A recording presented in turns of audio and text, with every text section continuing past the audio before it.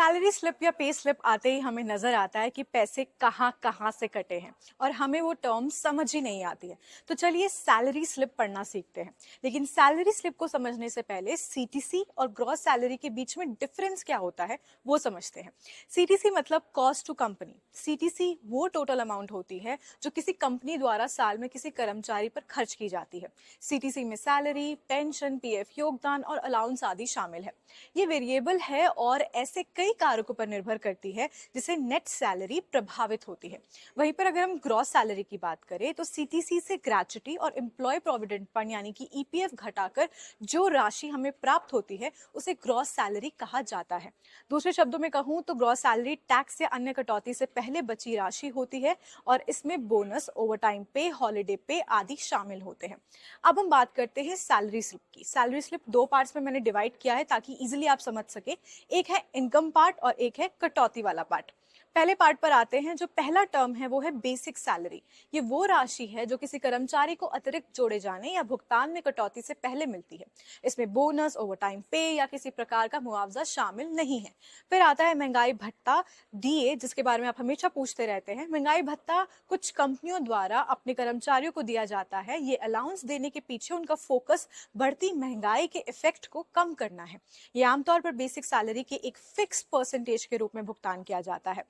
आयकर अधिनियम के मुताबिक प्राप्त किए गए डीए की पूरी राशि पर टैक्स लागू होता है और इसे इनकम रिटर्न फाइल करते समय बताना जरूरी होता है। अब हम बात करते हैं HRA, हाउस रेंट अलाउंस। ये एक तरह का अलाउंस होता है जिसे कोई कंपनी अपने कर्मचारी को देती है मकान के किराए को भर सके। कन्वेंस अलाउंस जो होता है, घर से ऑफिस और ऑफिस से घर आने जाने के लिए हर महीने कुछ अमाउंट दिए जाते हैं, इसे कन्वेंस अलाउंस कहते हैं। अगला जो अलाउंस आता है वो आता है मेडिकल अलाउंस। ये कंपनी द्वारा दिया जाने वाला अलाउंस होता है जो कर्मचारी या उसके परिवार के किसी सदस्य के बीमार पड़ने पर उनके इलाज पर होने वाले खर्च के लिए दिया जाता है। स्पेशल अलाउंस क्या होता है? सेक्शन 14I के तहत दी गई ड्यूटी पूरी करने पर कर्मचारी को स्पेशल अलाउंस का भुगतान किया जाता है। अब हम बात करते हैं कटौती पार्ट की, जहां पर कटौती हो रही है। कौन कौन से इसमें जो टर्म्स है वो आते हैं। पहला आता है प्रोफेशनल टैक्स। किसी व्यक्ति को एक निश्चित पेशे की प्रैक्टिस करने देने के लिए राज्य सरकार द्वारा ये टैक्स वसूला जाता है। इस टैक्स के तहत हर साल अधिकतम 2,500 रुपए की राशि का भुगतान करना होता है। ये राशि आपकी मासिक इनकम और उस राज्य पर भी निर्भर करती है जिसमें आप काम करते हैं। प्रोफेशनल टैक्स भारत के हर राज्य में लागू नहीं होता है और जिन राज्यों में लागू होता है वहां अलग अलग हो सकता है। अब आते हैं टीडीएस की बात।